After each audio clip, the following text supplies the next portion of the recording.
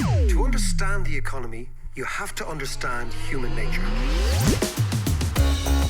This podcast is powered by Acast. Hey there, John here. Today we continue our special series of unique conversations recorded at the Dalkey Book Festival.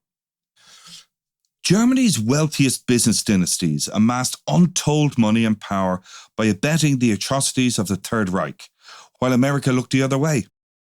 Many of them continue to control swathes of the world economy, owning iconic brands that blanket the globe.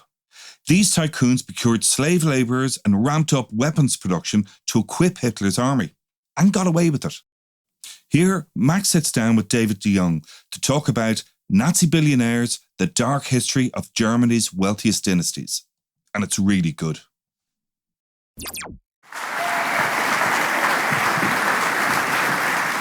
David has just flown in from the States, but you got a bit of a rest this afternoon. I did. Bit of a rest Very this good afternoon. nap. We're going to talk about all sorts of interesting characters. There's all sorts of stuff in the book, but tell me a little bit, how does a Dutchman end up investigating German industry, the neighbours across the way? Tell me a little bit about your own backstory. Yeah, it was a long way around, but I started for this investigative team at Bloomberg News in 2011, and I was hired as one of the North America reporters, but my American bosses were like, "Oh, you're Dutch, you must speak fluent German," which I didn't at the time, but I was 25 years old, so I couldn't really say no. So they put me on the Germany beat, and I would spend, between Thanksgiving and Christmas, I would spend a month going between all the bureaus in Switzerland, Austria, and Germany. And the stories I always came back with were this mix of the historical and the financial and the business side of things. And what struck me in my reporting was that families who control BMW and Porsche and Audi and Dr. Oetker, they were celebrating their fathers and grandfathers for their business successes, but leaving out their war crimes and their Nazi affiliations after they had purported to had reckoned with these crimes. And that struck me through global foundations, through media prizes, through corporate headquarters, through museums, through academic chairs named after these men. And I found that to be such a brazen distortion of history, such a cover-up, such a whitewash, that I decided to shine a light on it. And first in a series of articles for Bloomberg, and then into the book. And your own family obviously has a bit of history. Yeah, like tens of millions of other Europeans. My father's family is Jewish, and my grandfather hid in Amsterdam for 3.5 years, or was actually hidden by a grandmother, mother, and their daughter in their townhouse in the center of Amsterdam. Yeah, wow. They hid Jews it literally, it sounds like a cliche, but in their attic. And my grandmother fled with my aunt, who's now 85, to Switzerland, where she was originally from, together with her lover, actually, Max van Dam. They were arrested by the Gestapo on the French-Swiss border. The Gestapo officer took pity on my grandmother and my two-year-old aunt, and they said, well, report back tomorrow. Implication, flee tonight. And they made it over the border to Switzerland into safety. Wow. And Max van Dam was deported via Drancy to Sobibor and was murdered. But also for my non-Jewish grandparents from my mother's side, my grandfather tried to sail, was a very avid sailor, tried to sail to England with his best friend. And the second time they were blown back to shore to the Netherlands. And they were arrested in 1941 by German soldiers and were convicted as political prisoners and 22 months in forced labor in the Ruhr area, the industrial area of Germany.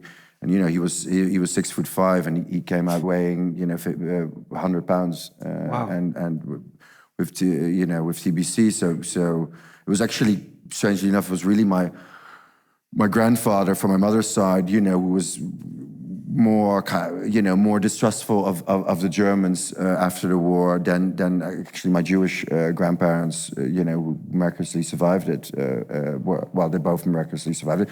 But that informed me about history, I would say. Yeah. But it's a story, of course, that is carried by tens of millions of Europeans, whether from Western Europe or particularly Eastern Europe even more, and Southern Europe. Yeah, and so yeah. And so, just by way of the relationship with Germany, because I've always found the Dutch relationship with Germany.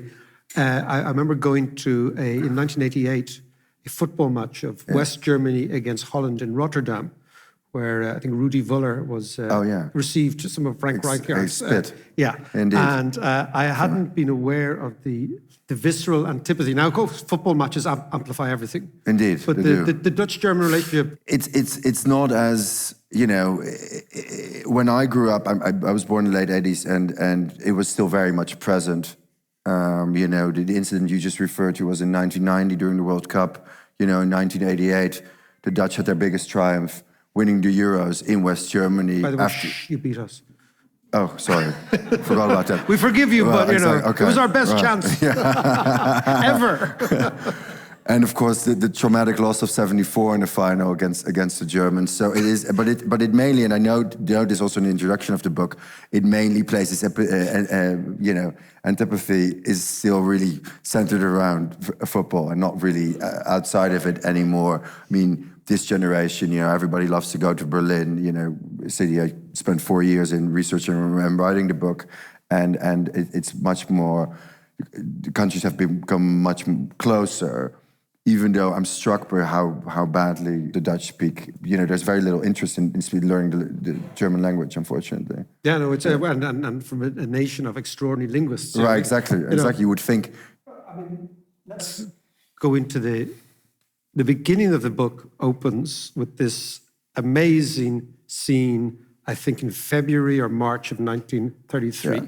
Let's set the scene.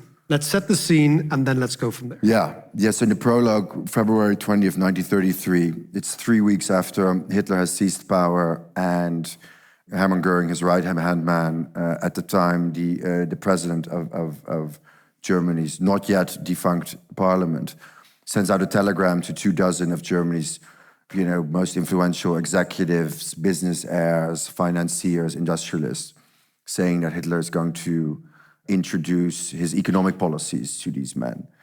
But what it turns out to is that it's nothing really more than a gathering to raise money for the next election campaign, which does take place on March 5th, 1933.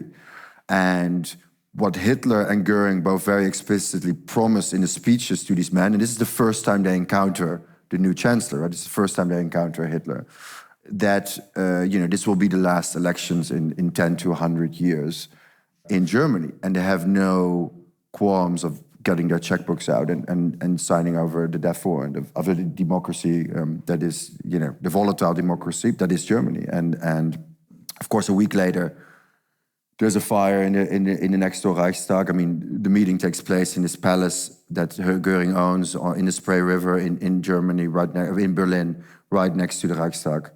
And you have the later Secretary of Finance who says to the man after Hitler and Göring have given their speeches, and now, gentlemen, checkbooks, onto the cash. Open up.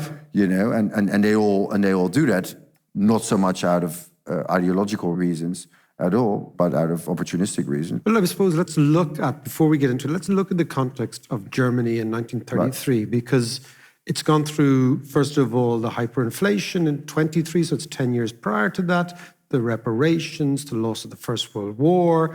The Weimar Republic is incredibly fragile. On the one hand, it's very artistically flamboyant. On the other hand, the actual democracy is fragile.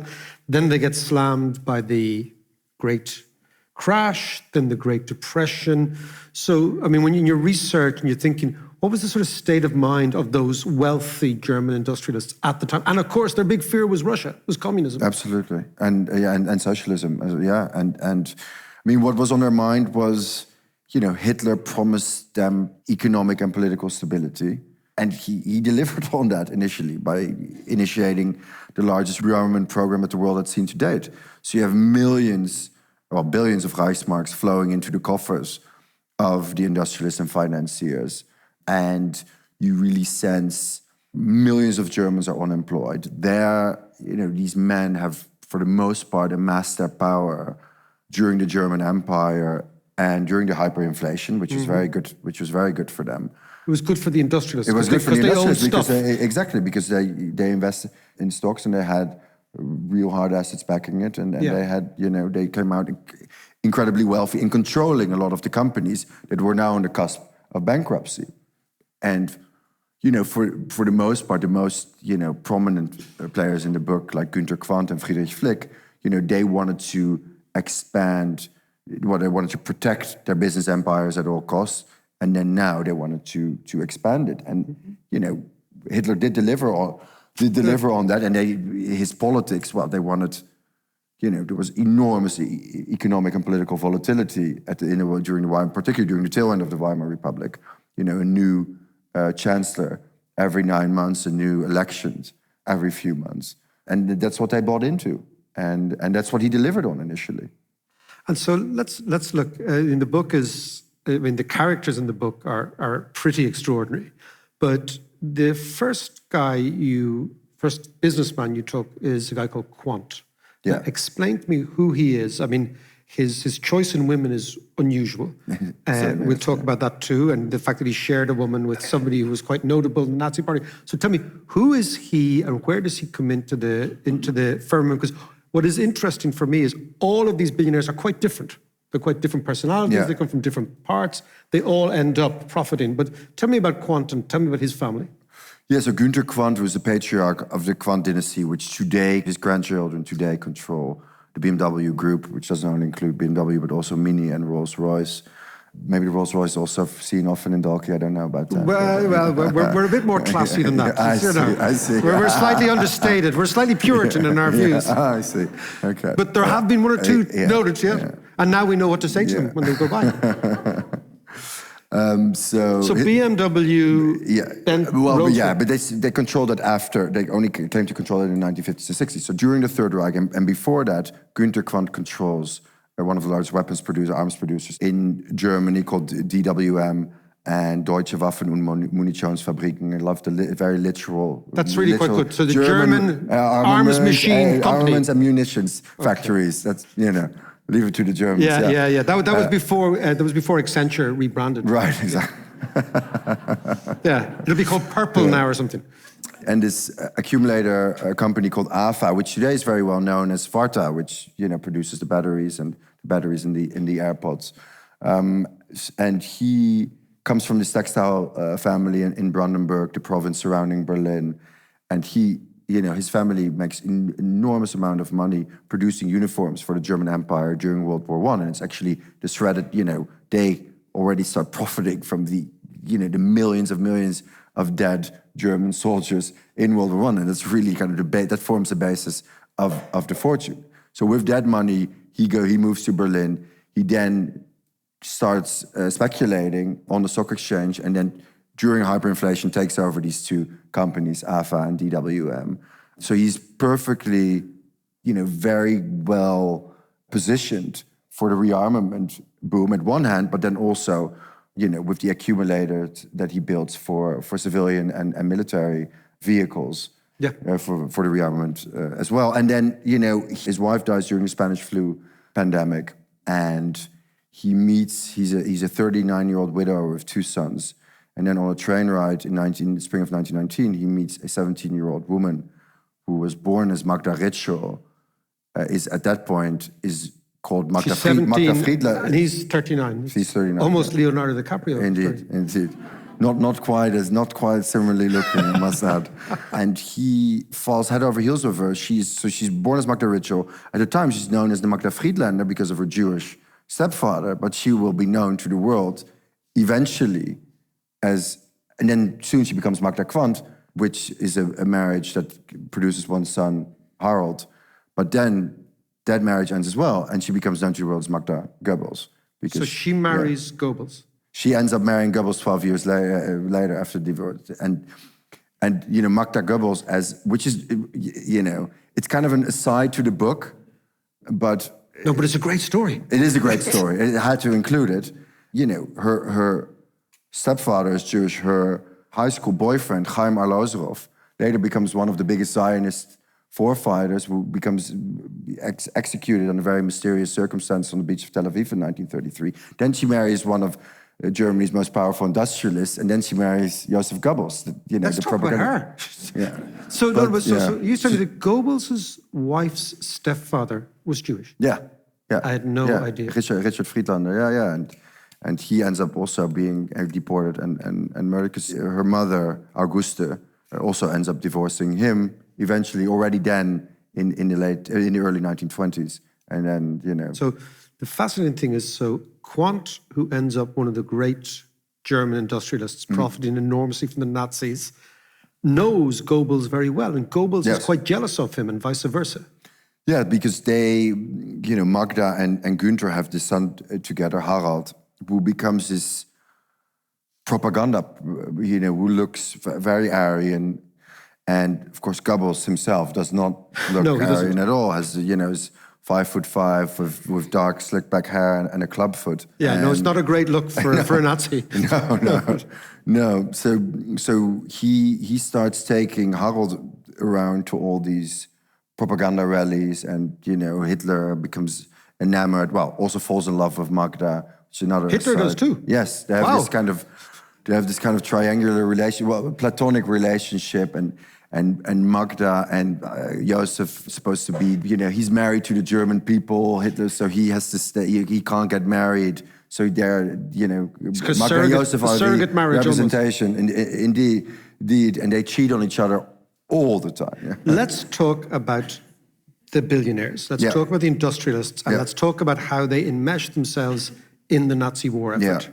I think it's important to take a step back and explain why I chose these five families.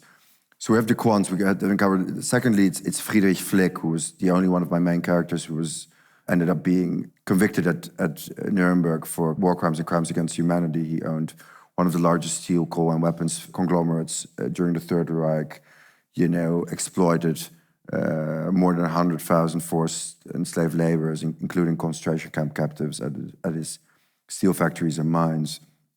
And he is then later released. His sentence is commuted by John J. McCloy, the High Commissioner for Occupied Germany, the American High Commissioner for Occupied Germany. And then within a decade, he's back on top as Germany's wealthiest man and one of the world's wealthiest men as the controlling shareholder of Daimler-Benz. And then thirdly, there's the von Fink dynasty, which was a co-founding family of Allianz and Munich Re, the largest reinsurers and insurers back then and today. They also controlled this private bank called Merck Fink. Fourthly, there's a Porsche-Pierre dynasty, which controls Porsche and Volkswagen today and all these other car brands, including Lamborghini, Bentley, Audi, Seat, Skoda. And fifthly, there's the Oetker dynasty of Dr. Oetker, baked goods and pudding mixes, but also controls Germany's largest beer brewer and a whole line of luxury hotels all across the world. So what I want to focus on with the book was what are today Germany's wealthiest dynasties, because of the lack of reckoning that is going on with these families, which are still, whether economically, politically, financially, so influential, either through their consumer-facing companies like BMW and Volkswagen, or through their family offices, which invests billions around the world in real estate, art, private equity, you name it. They had to be, because the point of the book is contemporary, they still had to be influential today on a global level. And I focus on those families which have a small shareholder pool, so which have effective economic control over the companies. So not the Siemenses and the Henkels, which have 200, 300, 500, 600 shareholders, and they don't really have a say in their companies today anymore. So these are in effect family businesses still. Very much so. And then there's a statistic in the book about the top 10 wealthiest Germans, and was it 5 of them are directly related? Yeah, at least. I'm working on a big follow-up story now of what is today Germany's richest man, who doesn't have any heirs. He's just turned 87. And he's also, so it's, if you go through the list, it's I would say 70, 80% of their fortunes, those who were not self-made, have roots in the Third Reich. But one of the myths I wanted to dispel with this book as well was that these families were already incredibly wealthy before Hitler seized power. With the exception of the Porsche-Pierre dynasty, which really laid the foundation of their wealth with Volkswagen and pushing out their Jewish co-founder from Porsche. It was a guy called Rosenberger. Rosenberger, exactly. Yeah. were all extremely wealthy. And what's also, these patriarchs or these families, they thrived in any political system, whether it was the German Empire, the Weimar Republic, the Third Reich, occupied Western Germany. Can I ask you about that? Because a friend of mine, I was talking about the German economy to her one day, and she said, well, David, you've got to understand that we have an industrial aristocracy in Germany that has maneuvered itself, as you said, through Bismarck's Germany, through the Weimar Republic, through Nazi Germany, through the Federal Republic, and now into the unified German state. Yeah. And this industrial aristocracy has always been in the background. Absolutely. And what happens in Germany still to this day and age is that aristocratic families, even though technically the German aristocracy was disbanded in 1918 with the Versailles Treaty, marry into industrialist families. Those are unions that are very, very commonplace still today, even among So the rich people get the title, and the title people get the money. Exactly, that's it. So let's look at how during the Third Reich, what these people actually did, and then the fascinating stories, how they got away with it. So the reasons why I chose these five is they massively profited off the Third Reich, either through mass weapons production, through the expropriation of Jewish-owned businesses, their companies, which is this kind of perversely cynic term called Aryanization, which denotes the removal of any aspect of Jewish ownership from an asset, whether it was a company or shares or any kind of securities or jewelry or real estate or land or art, you name it. And that was all sold for tuppence halfpenny. Well, it started, it's the persecution from 1933 onwards. It initially had this kind of this veneer of a legal transaction, right? And until that devolved quickly, where they were coerced either by their competitors or by the authorities to sell their businesses at a fire sale price. Or they wanted to sell as quickly as possible at whatever price possible because they wanted to leave as soon as possible. Until in the second half of the 1930s, particularly from 1937, 1938 onwards, is just outright theft and robbery, and they don't get any kind of remuneration for the companies that they own. Now, this is a practice which is also continued, of course, in German-occupied Europe, the expropriation of businesses in occupied territory.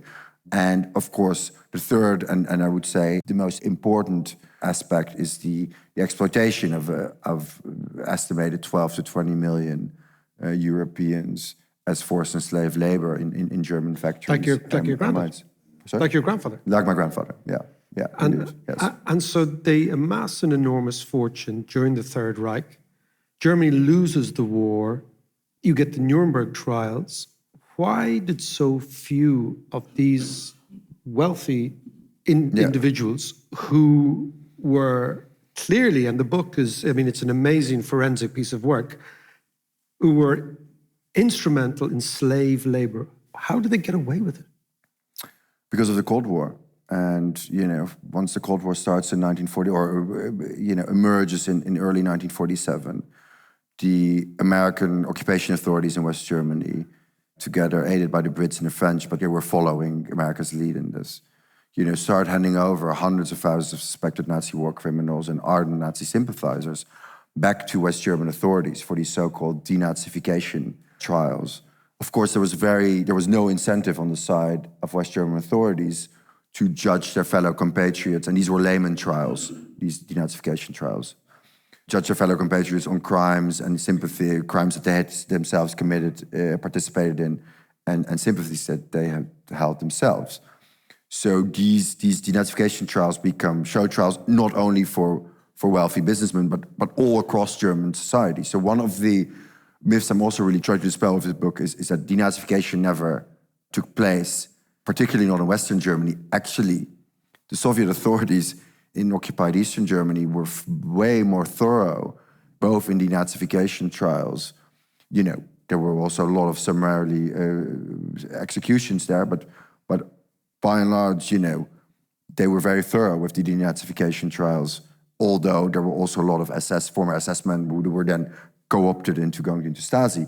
But there, the industrials were also wholesale expropriated, whereas the Allies let them keep all of their assets, even whether they had stolen it. So do you think it was the Americans thinking, hold on a second, if we actually dismantle the rudiments of the German economy, we would play into the hands of the Soviets. Absolutely. So it was a very simple trade. It was a very simple trade. You know, the Germans, Nazi Germany and the Nazis became ancient history by early 1947. You know, they wanted to build up West Germany as a liberal democracy with a thriving economy, once again the motor of Europe, as a bulwark against the encroaching Soviet Union communism. And, you know, whatever aided them in that, they would do. So that's how you also see later. So you first have these denazification trials, you see you see millions in Germany, you know, both teachers and, you know, from every aspect of society, right? Business, media, legal world, medical world, you know, go scot-free. But then, of course, there's the Nuremberg trials, and there's 3 important industrialist trials held there, which against the executive board of IG Farben, at the time, the largest chemicals and pharmaceuticals conglomerate in the world, and the one company that was actually broken up by the Allies, which is now broken up into what is today BASF, still one of the largest chemicals companies in the world, Bayer, still one of the largest pharmaceutical companies in the world, and another industrial company. And then there was, of course, the trial against Alfred Krupp and his managers, and against Friedrich Flick and his managers. And of which Flick was very much the one who was most under the radar of all of them. So the one most justified. Because the Americans at this point are also scared to put capitalism on trial, so they really, you know, shorten, they wanted to do an industrialist tribunal, or the 4 powers wanted to do that, and it all gets scrapped. You know, England doesn't, the UK doesn't have money, the Americans and the Soviets are at total odds with each other, and the French, you know, are also run partly by communists at this point, so they're siding with the Soviet Union. So the Americans pull out. They said, well, we're going to do these successor trials to Nuremberg on ourselves, including through these 3 industrialists. And 1950 comes. The Federal Republic is established the year before, and this man named John J. McCloy, the American commissioner for occupied Germany, a Republican, instrumental also in the war policy, takes place and starts commuting the sentences of industrialists, but not only of industrialists, also of high-ranking SS officers who have, you know, murdered hundreds of thousands of Jews in Eastern Europe. If for initially death sentences get commuted into life sentences, and then life sentences get commuted into shorter sentences. Exactly. And by the mid-1950s, most of these men are out in the streets, and Alfred Krupp and Friedrich Flick are already released in 1950. Also, because of the Korean War starts, and the Americans need again German industrial prowess to make consumer goods. Yeah, so it's very much a political expedient and economic expedient. So we've got like 5 phases. You've got the chaos of Weimar, then you've got the re-industrialization, rearm of Germany, then you've got the war, then you've got the Americans expediently pardoning these people, and then you have, I presume, the European Union, which you have the Federal Republic of Germany, is the locomotive. Yeah. And it's a good idea to forget everything. I mean, the ironic thing is that Friedrich Flick, you know, fresh out of Landsberg prison, becomes kind of this nascent trailblazer of the European Union by selling off parts of his coal and steel empire to the French and the Belgians, and using that money to reinvest in Daimler-Benz and become its controlling shareholder and becoming, you know, once again having more money than God. So there's a whole load of sort of complicities and looking the other way, and maybe let's not do this. And then we get to the 70s. There was one interesting thing I remember reading a few years ago, which was where it was an article in some newspaper called "Where Are the German Billionaires?" Because they're so secretive and they're so quiet. Now I know, right? By the way, but you know, it contrasted German wealth and displays of wealth with American or British or Irish, which is more flamboyant and in your face. And in the 60s and 70s, these families become super wealthy, like billionaires many times over. Yeah, 60s already, The 60s and 70s. And they are deep in the firmament of the Federal Republic. Absolutely. I mean, you know, the car industry becomes the backbone of the German economy. You know, you have the Quant and the Flicks. The Flicks take over Daimler-Benz. The Quants also become major shareholders in it together, and Deutsche Bank is the player. It's like this trifecta in which they all, you know, which Deutsche Bank is always kind of the supervisory board chairman, the second largest shareholder, and then you have a Flick, a Quant, a Von Fink as the largest shareholder or the third largest we're shareholder. talking Mercedes, BMW, Audi, and then of course they bought Lamborghini. Volkswagen and Porsche. Volkswagen, of course. Volkswagen and Porsche. And which is all of them. in the Porsche Pier. And one of the Porsches was in the SS himself. Yes, he was. But yeah, Ferry Porsche, the one who made Porsche big after the war, was a voluntary SS officer, as was Rudolf August Oetker, who made Dr. Oetker a global brand after the war. Was even trained at Dachau concentration camp. And also in both of them... He was trained in Dachau. Yeah. Yeah. And he was an SS officer. Yeah. And he becomes the backbone of German solidity. Yeah. Yeah. And then you see also in Porsche and at Dr. Oetker, them in the 1950s and 60s employing a lot of, former SS comrades in the boardroom. A man who was just released for the Normandy massacre becomes the head of marketing at Porsche 4 weeks later. So those networks, there's networks and networks and networks. Yeah.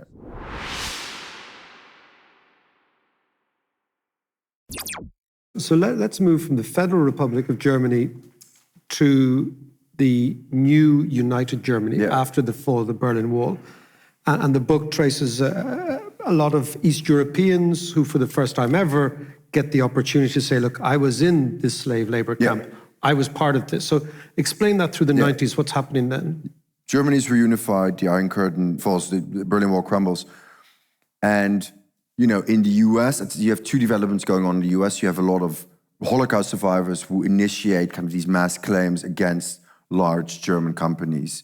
And at the same time, you have millions of men, women, or former forced and slave laborers, Poles, Ukrainians, Russians, exactly. All so I mean the entire gamut, Russians particularly, come out and say, well, we were not only have we lived under the yoke of the Soviet Union for more than half a century, but prior to that, we were exploited by the Germans for years as forced and slave laborers in their mines and factories. So. The German, in an increasingly globalizing world, the German companies are desperate to protect their standing. The myth of the brand has to be protected at all costs. They're worried about their share price. They're worried about their sales. They're worried about their standing. So the Clinton administration initiates these negotiations with the Schroeder administration in the late 1990s.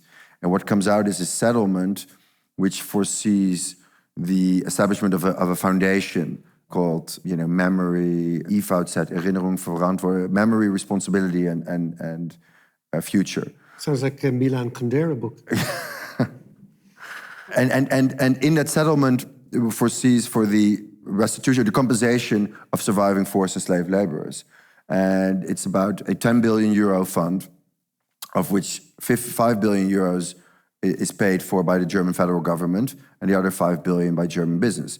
Now, of that 5 billion paid by German business, 60% is paid by only 18 companies, like BMW, Daimler, Allianz, etc., etc. Thousands of companies pay in, the symbolic amount of 500 euros or pay nothing at all. But what's very important is in that settlement, and the highest payout is 7,620 euros. The highest?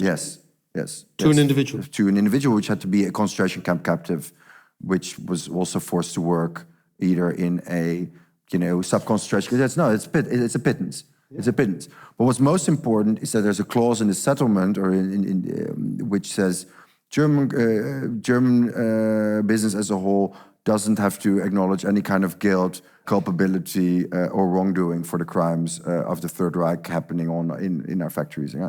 So they pay money, but they don't actually take responsibility for history.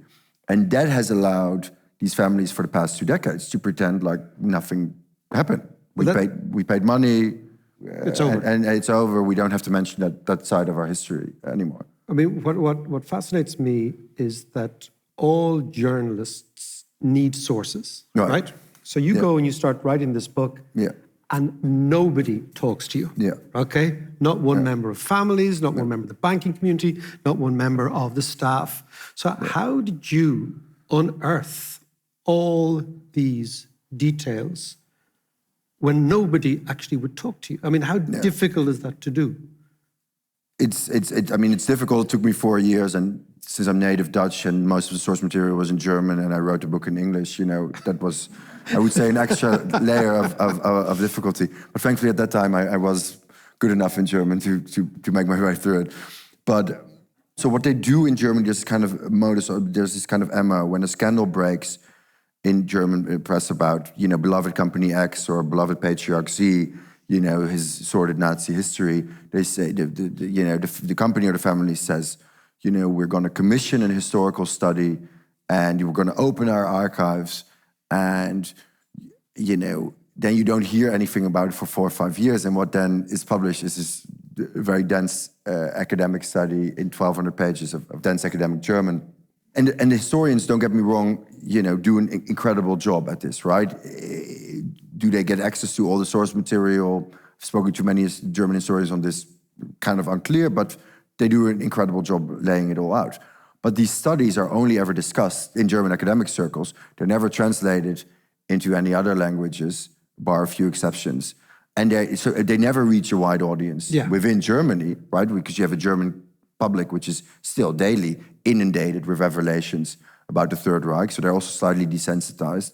But so the details never reach a wide audience within Germany, let alone a wide audience abroad. But now the family can say, "Oh, we had it all figured out. Look, it's all there at the shelf. 1,200 pages." So these studies were very informative, and speaking to many historians, and these archives of the Quants, in Darmstadt, in the Hessian Business Archives, is accessible, but you can only access the files that were used in the study, which is already kind of limiting. You're basically punting to a library, in effect, and you're saying, go and look in the library. If you want to find... do your own work, yeah.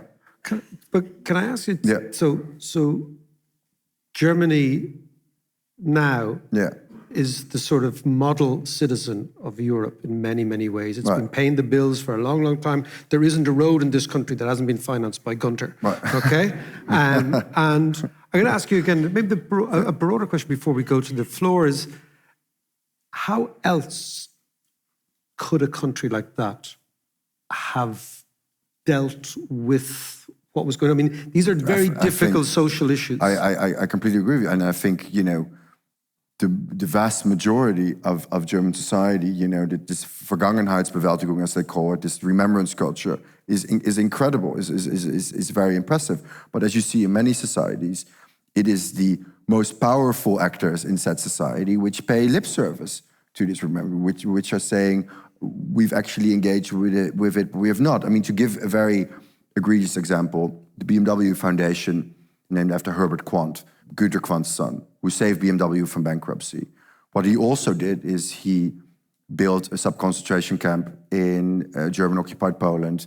He exploited thousands of men and women in a battery factory in Berlin, including hundreds of female concentration camp captives. He acquired companies stolen from Jews. Today, BMW's largest foundation is called the BMW Foundation Herbert Quandt, motto, inspire responsible leadership. And there's nothing, well, actually, since the book, one of the big developments of the book is that they're doing kind of a modicum of transparency. There was nothing on that website, and there's also big, one of the largest media prizes, Herbert Quandt Media Prize, which on the jury, many of Germany's leading journalists, and Stefan Quandt, the controlling shareholder, together with his sister Susanne Klatten of the BMW Group, the two richest individuals or two richest siblings in Germany, who get a dividend of €1 billion every year from the BMW Group. They're also the largest donors to the CDU. So there's a very close... The CDU of Angela Merkel, of the Christian Conservative Angela Merkel's party. Exactly. So, and Germany still at its core is a very conservative country, unfortunately. In recent days, we've seen it. We've seen that result, and a very hierarchical country. And it's very hard for people in Germany or journalists to go to these families, to investigate, and because these families would turn around and say, so who are you to question us, right? And secondly, what did your father and grandfather do during the Third Reich? Which is not on a micro level. In Germany, on a macro level, it's very much discussed. But on a macro level, I notice that even with my group of friends, you don't really talk about what your grandparents did during the Third Reich, among your German friends. These are people who were born in the late 80s, early 90s. It's never really discussed. Unless you're one of those few 10 or hundreds that were in the German resistance. But that's, in a country of 85 million, it's very few. And so how did the book sell in Germany? It's done really well, actually, surprisingly. It was the paperback, which is the 4th edition, was published last week. So the 4th edition in Germany? The fourth separate edition, the German federal government actually published a €5 edition to cater to a non-traditional reading audience or students who don't have 30 euros for a book. And then there's a limited edition. There's the hardcover. So it's actually a country which has the most separate editions out of any country. So it has been very well received, because it's highly critical of the system, of the. Yeah. I wouldn't say the culture. It's highly critical of the way in which a country closes in on itself. Yeah. And yet it's sold extremely well. Yes. And out of that, So what do you make of that? I think, if there's any country where change is very slow, is very incremental, it is Germany. But you see such a discrepancy between these kind of silent, very, very private billionaires, which have so influence, which are asking from the German public, oh, please let us be, don't leave us alone. But at the same time, are exerting enormous amount of influence, of course, not only through their companies, but also through their political donations and their other kind of soft power through their, prizes, museums, etc., where they do want to leave their imprint. So you're saying that because the average German, it's funny, my son went to school, who's actually on the door here. He went to school for a year in Germany, a little small place called the Eifel. The Eifel, yes. Yeah. And he actually speaks German with an Eifel accent. No Germans can understand. Like, how did you? Because he speaks like a Kerryman in German, right? But I was asking him about school there, because he went to school there and lived with a German family. And I asked him about the war, and I said, "Did they talk about the war?" He says, "Dad, they never shut up about the war." He was 12 years old, and he felt like saying to the German kids, "Like, you didn't do it." Yeah. And so what you're saying is there's a cleansing on the local average guy's level, but at the very top level, it's still very much nothing happened. Absolutely. And I mean, the Germans also have this kind of perverse mix of self-hatred and superiority, which is so combustible, right? So I think that is very much in play, that these, also you're talking about these influential heirs who, there's not often surrounded by kind of yes men and women, seemingly from my impression of speaking, of course, having to try to get in contact with all these families and having only one heir, Mook Flick, a grandson of Friedrich Flick, was the only one who wanted to correspond with me on the record. All the other interview requests or my list of questions were either not answered or answered in such a way that it was total non-answers. Their entire identity is also fixed around these ideas of heirs. They stand in the shadows of their fathers and grandfathers who made these businesses great. So if they kind of challenge that in a public way, what happens to these brands that are so beloved in Germany and in Dorky